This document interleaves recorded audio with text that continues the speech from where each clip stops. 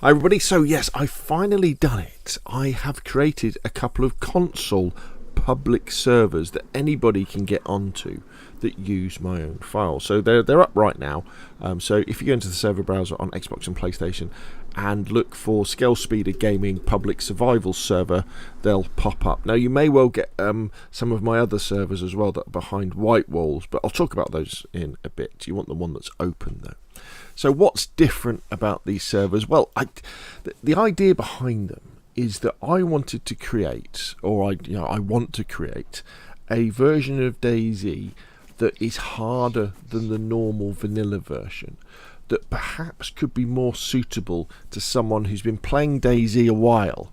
So you know the ropes, you know how to survive, and you need a little bit more of a experience. That is also more geared towards a PvE experience, so player versus environment, instead of PvP. In fact, my private servers, which people pay to go on, are PvE only. I'll put a link in the description below the video so you can see how to join them if you want to, but you've got to pay to join those. And they're PvE only, so there's no base raiding, no killing, and they're a great way to learn DayZ. But I was very aware that you do lose something when you don't have a public server where other people can access it. You lose that edge of, ooh, is something bad going to happen? And also the fact that if you meet someone and then you can go on an adventure together. Now that can happen on a PvE server, of course, but on a PvP server you've got that added edge of, are they going to betray me at some point, or are we going to come across someone else? Now, these are only 10 slot servers, so they're very low pop. Most of the time, if you go on them, you're probably going to be on them by yourself, so you'll be able to have a nice DayZ, fairly safe adventure, because I know lots of people don't really like stripped down servers. So what I thought I'd do is I'd also go through what this involves, so you really know what's there. And also, in the description below this video, you'll see a link to my Discord, which has channels for the PlayStation and Xbox public survival servers. So if you want to, you can go there. Now, remember, there isn't going to be, if you get into trouble and something happens to you, I'm not going to be going in and changing anything. These are very much hands-off. Obviously, if someone's obviously cheating, then I'll try and do something about it. But what we're going to be doing is we're going to be having a wipe at least every 6 months, probably every 3 months. Haven't quite decided on yet as well. But on these servers, what happens is they're 1.22 vanilla, but lots of the items spawn in more damage than normal, so they just simply will not last as long as they would on a vanilla server. And with the fact that zombies now or infected do more damage to you, things just, your clothes, you're going to have to be changing your clothes much more often. There's half food and half drink in terms of canned food and canned drinks as well. There's less weapons, there's half the amount of boxed ammo that you'd find. There's half the weapon mags you'd find. There's less loose ammo. There's less gun repair kits. The car and truck batteries, when you find them, will spawn flat or almost flat, so no charge in them. So if you want to use them on a vehicle, if you can get a vehicle going, you're going to have to find a generator and some leads and charge up the battery, or a generator, a car battery charger, and charge up the leads that way as well.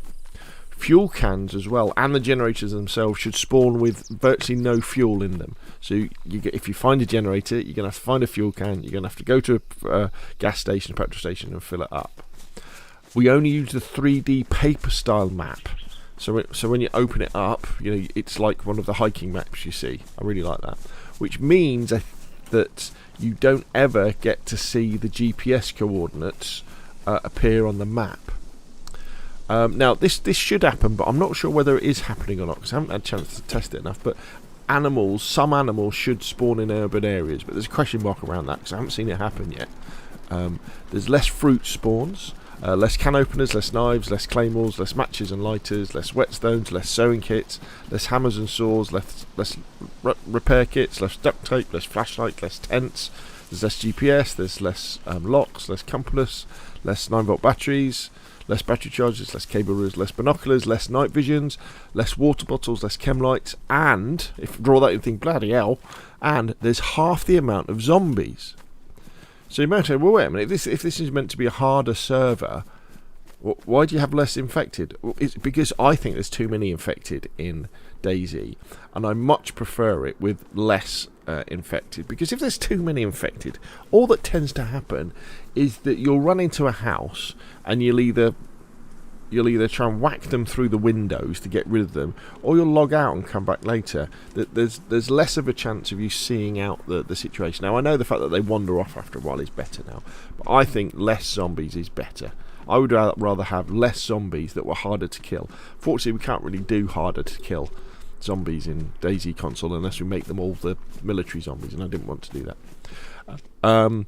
There's also less dynamic gas artillery strikes, because they're a bit annoying, and there's more bear events as well, and we've got a 12-hour server restart with a simple countdown. So the idea of all of this is it's just harder to survive. So I'd recommend you come to the server with the idea of thinking, right, of surviving, right? So do you want to be a hunter? Do you want to go and build a base somewhere? Do you want to get a vehicle going? All these things, but it will just be harder. And what I found, my experience on it is, you'll be going along nicely, you'll have the basics, but then you'll get into a fight with an infected, and the infected will ruin your trousers, or ruin your backpack, or ruin your jacket. So you've got to then go off and find something, another one of those, or your gun will break when you're out there hunting, or your knives will break. Now, because they're very low pop servers, it's actually not that difficult to find stuff. If you're worrying that it might be a little bit too challenging, because there just simply isn't that many people churning through the loot table to move stuff around. So I'm sure you'll have some fun. So anyway, I'll put the name of the servers in the description below this video. I'll put the link to the Discord in the description below this video. I'll also put a link to the files if you fancy creating your own servers with these XMLs